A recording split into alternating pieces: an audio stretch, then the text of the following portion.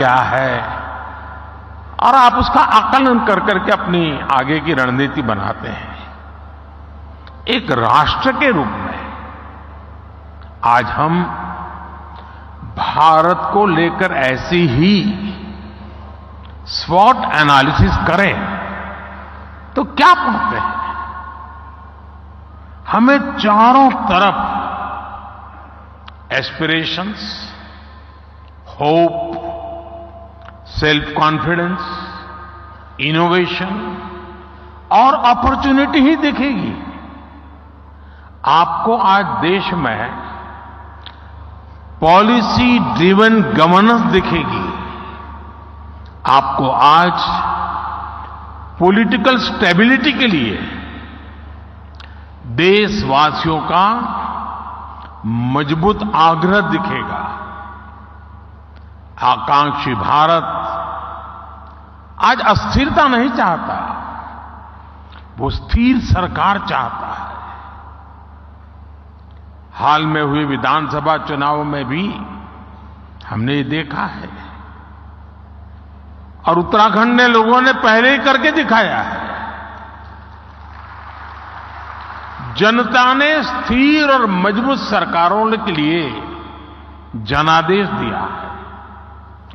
जनता ने good governance के लिए वोट दिया, गवर्नेंस के ट्रैक रिकॉर्ड के आधार पर वोट दिया है। आज भारत और भारतीयों को दुनिया जिस उम्मीद और सम्मान से देख रही है, और अभी सभी उद्योग जगत के लोगों ने इस बात का जिक्र भी किया, हर भारतीय एक दायित्व के रूप में इसे ले रहा है। हर देशवासी को लगता है कि विकसित भारत का निर्माण उसकी अपनी जिम्मेदारी है, हर देशवासी की जिम्मेदारी है। इसी आत्मविश्वास का परिणाम है कि कोरोना महासंकट और युद्धों के संकट के बावजूद भारत इतनी तेजी से विकसित हो रहा है।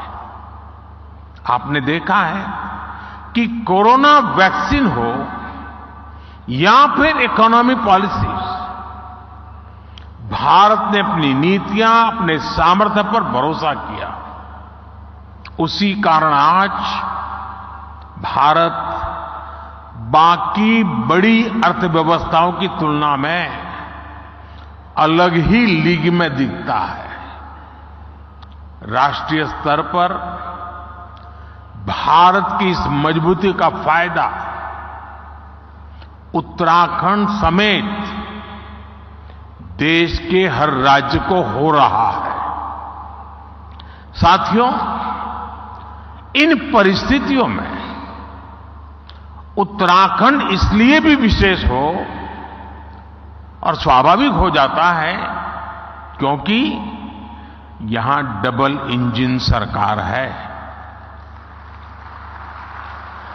उत्तराखंड में डबल इंजन सरकार के डबल प्रयास चारों तरफ दिख रहा है। राज्य सरकार अपनी तरफ से जमीनी सच्चाई को समझते हुए यहां तेजी से काम कर रही है। इसके अलावा भारत सरकार की योजनाओं को, हमारे विजन को भी यहां की सरकार उतनी ही तेजी से जमीन पर उतारती है। आप देखिए, आज भारत सरकार 21वीं सदी के आधुनिक कनेक्टिविटी के इंफ्रास्ट्रक्चर पर उत्तराखंड में अभूतपूर्व इन्वेस्टमेंट कर रही है। केंद्र सरकार के इन प्रयासों के बीच राज्य सरकार भी छोटे शहरों और गांव कस्बों को जोड़ने के लिए पूरी शक्ति से काम कर रही है। आज उत्तराखंड में गांव की सड़कें हो या फिर चार धाम महामार्ग, इन पर अभूतपूर्व गति से काम चल रहा है। वो दिन दूर नहीं जब दिल्ली देहरादून एक्सप्रेसवे से दिल्ली और देहरादून की दूरी 2.5 घंटे होने वाली है। देहरादून और पंतनगर के एयरपोर्ट के विस्तार से एयर कनेक्टिविटी सशक्त होगी। यहां की सरकार हेली टैक्सी सेवाओं को राज्य के भीतर विस्तार दे रही है।